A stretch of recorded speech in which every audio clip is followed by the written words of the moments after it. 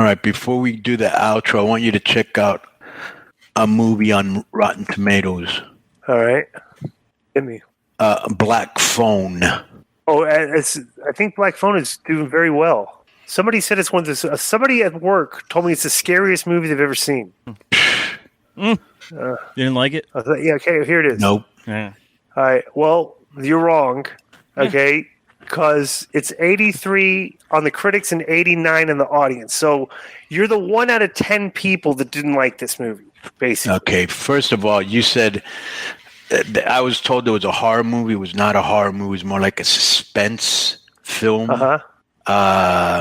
And you really got to really suspend your disbelief for it to even make sense. And when you got to go that far, well, you lose me. You know what I'm saying? All right, let me read the thing here. It says, Finney, a shy but clever 13-year-old boy, is abducted by a sadistic killer and trapped in a soundproof basement where screaming is of little use.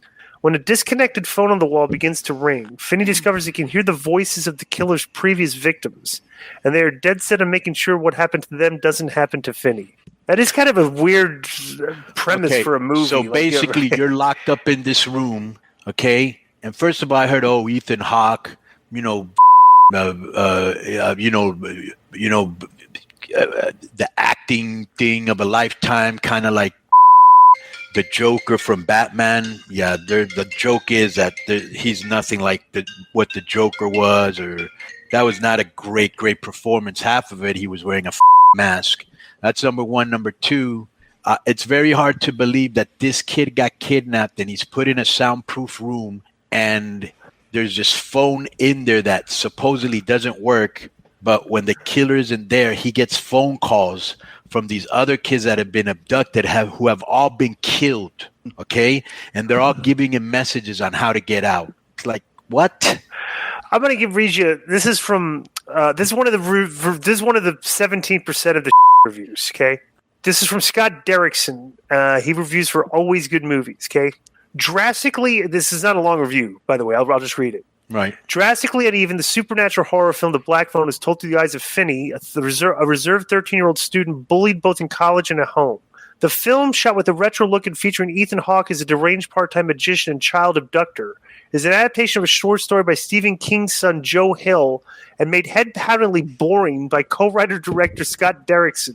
Falling in form and subject, the cinematic effort is perhaps too controlled in the proceedings, carrying poor choices in its attempt to alternate scary, dramatic, and funny moments without really excelling in any of them. When abducted by the grabber and locked in soundproof basement, Finney not only counts on the revelatory dreams of his sister, Gwen, but also an old black rotary dial phone that allows him to talk with the previously victimized kids. The film is a tad better in its rabidly hostile final section, but that phone as a medium of communication doesn't make much sense to me.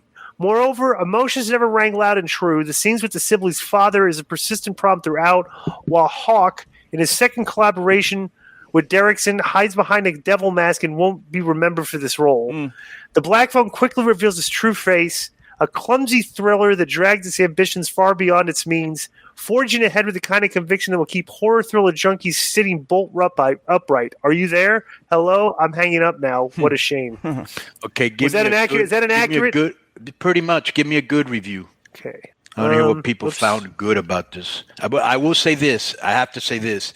The guy that plays Finney is excellent. Okay, this is from the Associated Press. It says, The Black Phone is captivating, really. Phones in serial killer movies are usually used by the deranged hunters to taunt the police or carefully tell victims how they'll die, but in The Black Phone, it's the other way around, fitting for a horror thrill that flips many of the genre's formulas. The serial killer at the heart of this film is clueless about the chunky wall-mounted rotary phone in his soundproof dungeon. He tells his victims it hasn't worked in years. They think otherwise. They use it to communicate with each other. The kid-centric thriller is a very satisfying balancing act of a movie that has elements of supernatural psychological suspense and horror, but never falls heavily into a single camp. It also has one of the most satisfying endings of a horror thriller in recent years. The ending is great. Yeah. The ending's really good, but other than that, this movie's really, dude? So it's by Stephen King's kid, huh? And the other thing is that the guy that plays the kid, he's incredible. The guy that plays his sister is even better. They got some really funny lines and some really cool shit. But yeah, this is there's no. It's like, he's getting phone calls from guys that he already killed, and then he's seeing visions of them.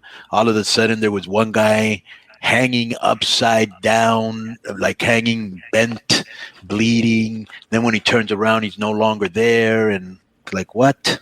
Yeah, the kid that played Finney is named Mason Thames, for anyone looking for that info, and Gwen is played by Madeline McGraw.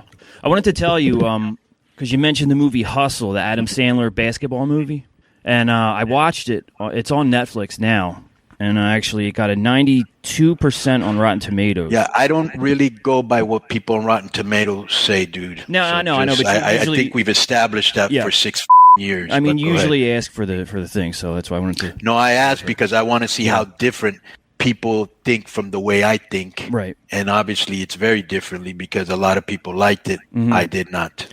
I would recommend Hustle. I mean, I don't think it was like a home run or anything, but Adam Sandler was good. If you like basketball, if you like the idea of a scout looking for the talent and the difficulties with the front office and like that, I liked it. I'd say it's worth a watch.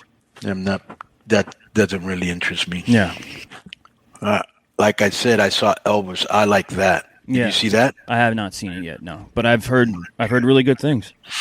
Which was funny because the first time I looked it up, there was a review, and I was like, "Oh, this is gonna bomb." And then it was like an outlier, that review, Yeah, I don't go on reviews, bro, because that's another person's opinion that I don't. It's like you and me have very different opinions, very different. Like what you think is good, I a lot of times don't, and vice versa.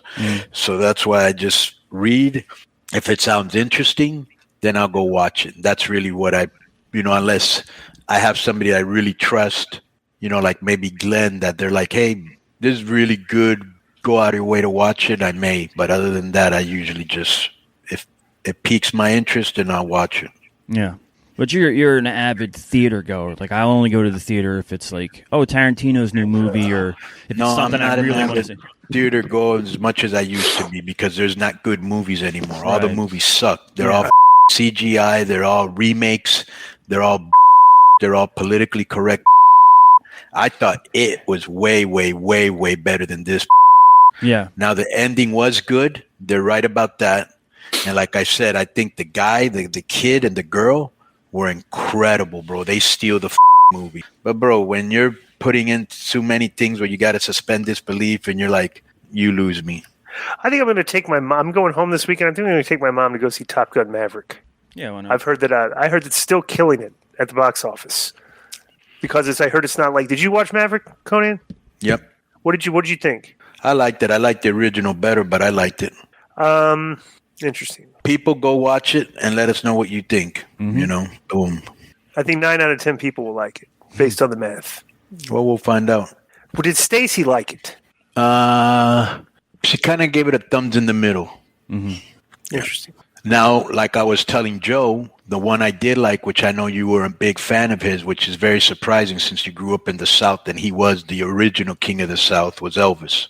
That was a great movie. Yo, what up? This is Konnan, and I host Keeping It 100, my co-host, Disco Inferno, unfortunately. Well, I'd say you're my co-host. Listen, every Thursday here on Spreaker, we talk pro wrestling, sports, movies, music, TV, pop culture, and some politics. It's everything the rest of the pro wrestling podcasts are not.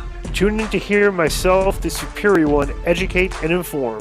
Tune in to hear me bury Disco. That's very disrespectful. Join us every Thursday on Spreaker and keep it 100. Boom!